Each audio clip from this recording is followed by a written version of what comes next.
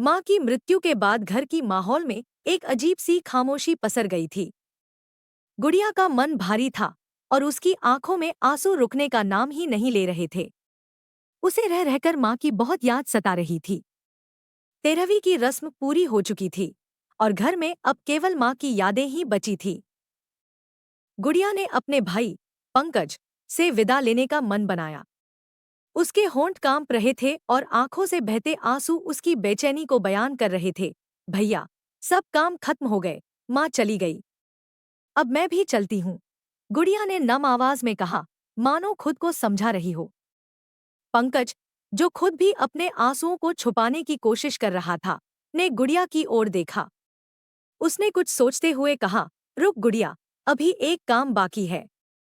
ये ले, माँ की अलमारी की चाबी। तुझे जो सामान चाहिए ना, तू ले जा।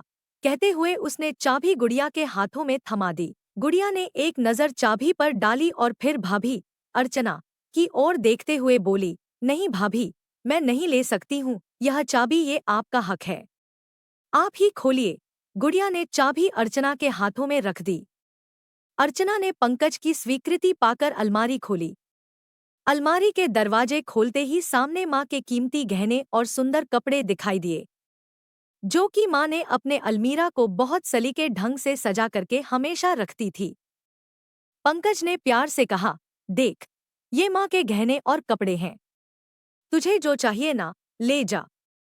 माँ की चीजों पर सबसे ज्यादा हक एक बेटी का ही होता है। गुड़िया ने एक पल के लिए गहनों और कपड़ों की ओर देखा, लेकिन उसके चेहरे पर एक अलग ही भावना उभर आई।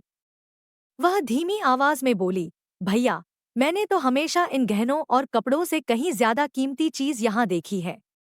मुझे वही चाहिए, सिर्फ आप मुझे वही दे दीजिए। पंकज ने हैरान होते हुए पूछा, गुड़िया, हमने माँ की अलमारी को हाथ भी नहीं लगाया। जो कुछ भी यहाँ है, तेरे सामने है। आखिर किस कीमती चीज की बात कर रही है तू?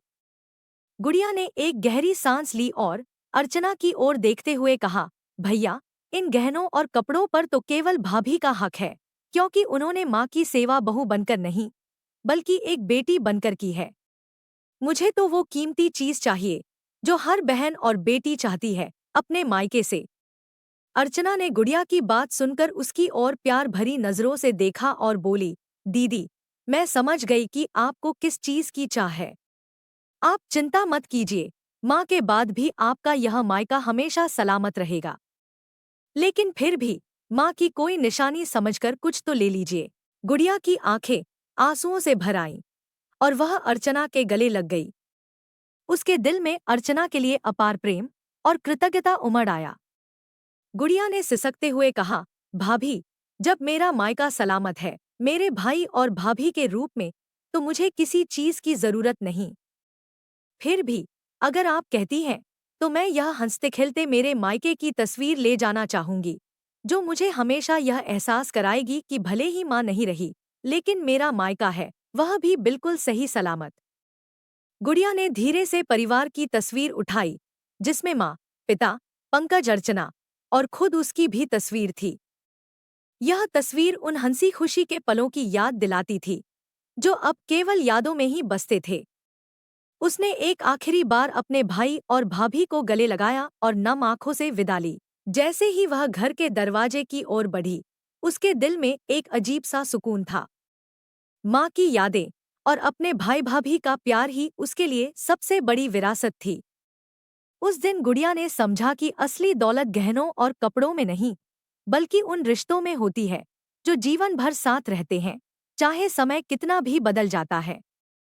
तो फ्रेंड्स, आपने इस स्टोरी से क्या सीखा है, हमें कमेंट सेक्शन में कमेंट करके ज़रूर बताएं। वीडियो अच्छा लगा हो तो लाइक एंड सब्सक्राइब ज़रूर करें। आपका दिन शुभ हो। धन्यवाद।